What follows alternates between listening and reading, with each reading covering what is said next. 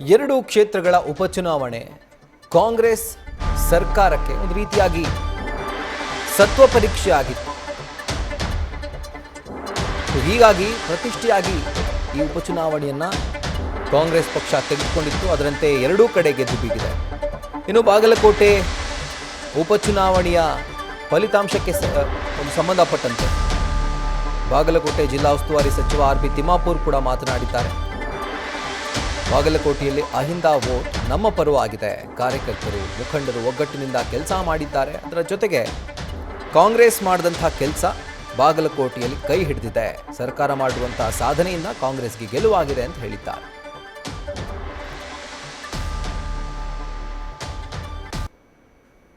ಇಲ್ಲಿ ಚಟರ್ಜಿಗಿಂತಲೂ ಸನ್ಮಾನ್ಯ ಮುಖ್ಯಮಂತ್ರಿಗಳು ಮಾಡ್ತಕ್ಕಂಥ ಅಭಿವೃದ್ಧಿ ಕೆಲಸ, ಬಾಗಲಕೋಟೆ ಮೇಲೆ ಇರ್ತಕ್ಕಂಥ ನಮ್ಮ ಕೆಲಸಗಳು.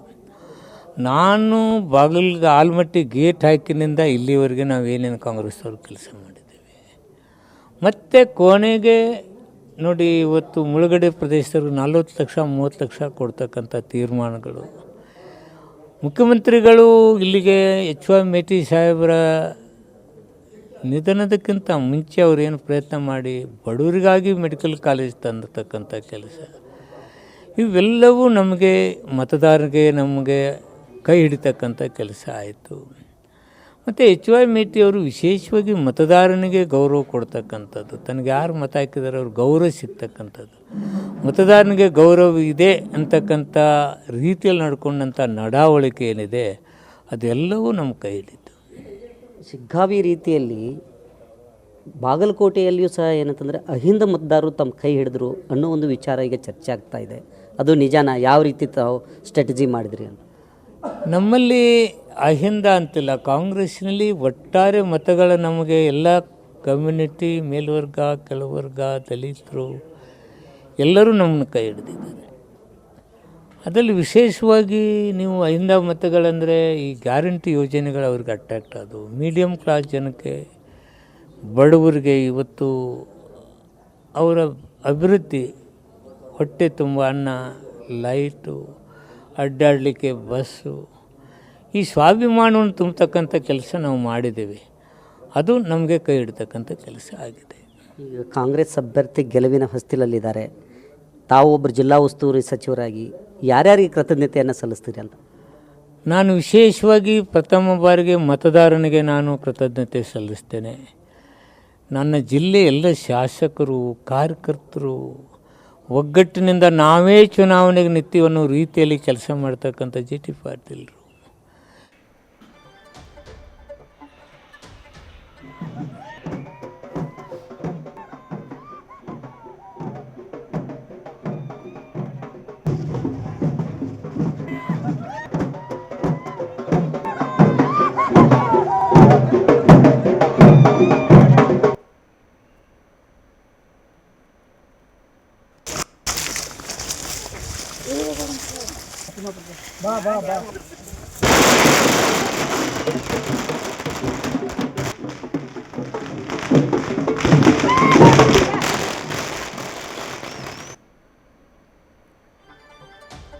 ಏನು ಚುನಾವಣಾಧಿಕಾರಿಗಳಿಂದ ಸರ್ಟಿಫಿಕೇಟನ್ನು ಅವರು ಪಡಿತಾ ಇದ್ದಾರೆ.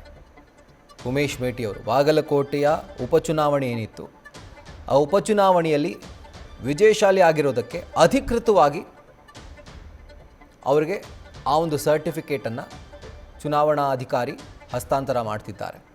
ಸೊ ಇದರ ಮುಖಾಂತರ ಬಾಗಲಕೋಟೆಯ ನೂತನ ಶಾಸಕರಾಗಿ ಈ ಕ್ಷಣದಿಂದ ಅವರು ಘೋಷಣೆ ಆಗಿದ್ದಾರೆ. ಉಮೇಶ್ ಮೇಟಿಯವರು ಬಾಗಲಕೋಟೆಯ ನೂತನ ಶಾಸಕರು. ಆ ದೃಢೀಕರಣ ಪತ್ರವನ್ನು ಗಮನಿಸ್ತಾ ಇದ್ದೀರಿ ನಿಮ್ಮ ನ್ಯೂಸ್ ಫಸ್ಟ್ನ ಸ್ಕ್ರೀನ್ನಲ್ಲಿ. ಚುನಾವಣಾಧಿಕಾರಿಗಳು ಅವರಿಗೆ ಅದನ್ನು ಹಸ್ತಾಂತರ ಮಾಡ್ತಿದ್ದಾರೆ. ಮತ್ತೊಂದು ಕಡೆಯಲ್ಲಿ ಅವರ ಕಾರ್ಯಕರ್ತರ ಸಂಭ್ರಮಾಚರಣೆ,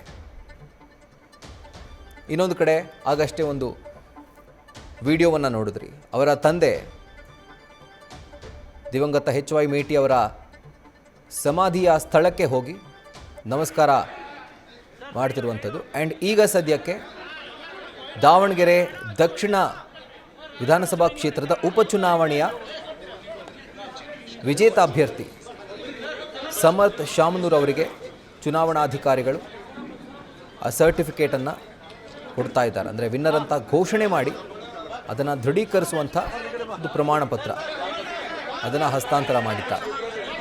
ಸೊ ಇದರಿಂದ ದಾವಣಗೆರೆಯ ದಕ್ಷಿಣದ ನೂತನ ಶಾಸಕರಾಗಿ ಸಮರ್ಥ್ ಮಲ್ಲಿಕಾರ್ಜುನ್ ಅಧಿಕೃತವಾಗಿ ಆಯ್ಕೆಯಾದಂತಾಗಿದೆ.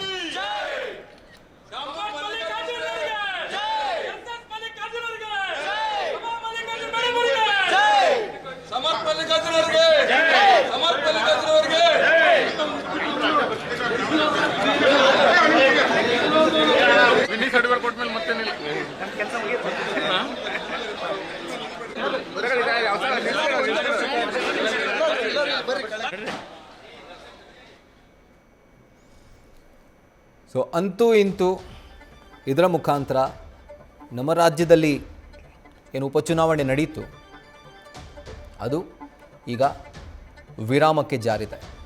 ಫಲಿತಾಂಶ ಘೋಷಣೆಯಾಗಿದೆ. ವಿಜೇತ ಅಭ್ಯರ್ಥಿಗಳಿಗೆ ದೃಢೀಕರಣ ಪ್ರಮಾಣ ಪತ್ರ ಕೂಡ ಸಿಕ್ಕಿದೆ. ಸೊ ಇದರೊಂದಿಗೆ ಬೈ ಎಲೆಕ್ಷನ್ನ ಪ್ರಹಸನ ಮುಕ್ತಾಯಗೊಂಡಿದೆ. ಆದರೆ ಬಿಗ್ ಪಿಕ್ಚರಲ್ಲಿ ನೋಡ್ತಾ ಹೋದರೆ ಪಂಚರಾಜ್ಯಗಳ ಚುನಾವಣೆಗೆ ಸಂಬಂಧಪಟ್ಟಂತೆ ಅಲ್ಲಿ ಇನ್ನೂ ಕೂಡ ಸರ್ಕಸ್ ನಡೀತಾ ಇದೆ. ಯಾಕಂದರೆ TMC ಅಧಿಕಾರವನ್ನು ಕಳೆದುಕೊಳ್ತಾ ಇದೆ, BJP ಅಧಿಕಾರಕ್ಕೆ ಬರ್ತಾ ಇದೆ. ಆದರೆ ಆ ನಂಬರ್ ಇನ್ನೂ ಸೆಟಲ್ ಡೌನ್ ಆಗ್ತಾ ಇಲ್ಲ.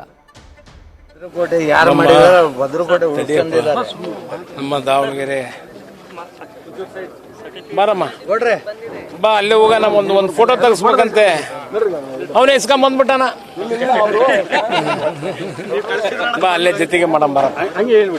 ನಮ್ಮ ದಾವಣಗೆರೆ ಜನತೆ, ಅದರಲ್ಲಿ ದಕ್ಷಿಣದ ಮತದಾರ ಬಂಧುಗಳು ನಮ್ಮ ಮೇಲೆ ಇಟ್ಟಂಥ ವಿಶ್ವಾಸ, ನಮ್ಮ ತಂದೆಯವರ ಮೇಲೆ ಅವರು ಮಾಡಿಕೊಟ್ಟಂಥ ದಾರಿ, ಅವರು ಹಾಕಿಕೊಟ್ಟಂಥ ದಾರಿ, ಪ್ರತಿಯೊಂದು ವಿಚಾರಗಳಲ್ಲಿ ಅವರು ವಿಶ್ವಾಸವನ್ನಿಟ್ಟು ಇವತ್ತು ನಮ್ಮ ಕಾಂಗ್ರೆಸ್ ಪಕ್ಷವನ್ನು ಮತ್ತೆ ಅವರು ಗೆಲ್ಲಿಸಿದ್ದಾರೆ.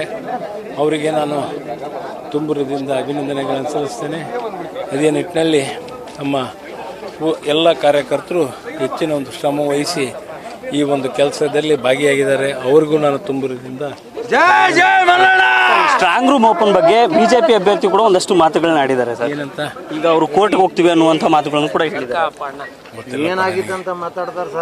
ತಡಿಯಪ್ಪ, ನನಗೇನು ಗೊತ್ತಿಲ್ಲ ಅದ್ರ ಬಗ್ಗೆ. ಆಮೇಲೆ ಏನಂತ ಐತೆ ನೋಡೋಣ. ಇನ್ನು ಪಂಚರಾಜ್ಯ ಚುನಾವಣೆ ಬಗ್ಗೆ ಏನು ಹೇಳ್ತೀರಾ ಸರ್? ನಾವು ಇಲ್ಲಿ ಬಗ್ಗೆ ಜಾಸ್ತಿ ಗಮನ ಕೊಟ್ಟಿದ್ವಿ. ಪಂಚರಾಜ್ಯ ಬಿಜೆಪಿ ಗೆಲುವನ್ನು ಸಾಧಿಸಿದೆ. ಇನ್ನು ತಮಿಳುನಾಡು, ಕೇರಳದಲ್ಲಿ ಸ್ಥಳೀಯ ಪಕ್ಷಗಳಿಗೆ ಆದ್ಯತೆಯನ್ನು ಕೊಟ್ಟಿದ್ದಾರೆ. ಇಲ್ಲಿ ನಾವು ಗೆದ್ದೇವಲ್ಲಪ್ಪ. ನಮ್ಮ ಕಾಂಗ್ರೆಸ್ ಪಕ್ಷಕ್ಕೆ ಇಟ್ಟಂತ ವಿಶ್ವಾಸವನ್ನ ಇದನ್ನ ಬೆಳೆಸ್ಕೊಂಡು ಹೋಗಿ, ಇದು ಸೈಕಲ್, ಇದು ಒಂದ್ಸತಿ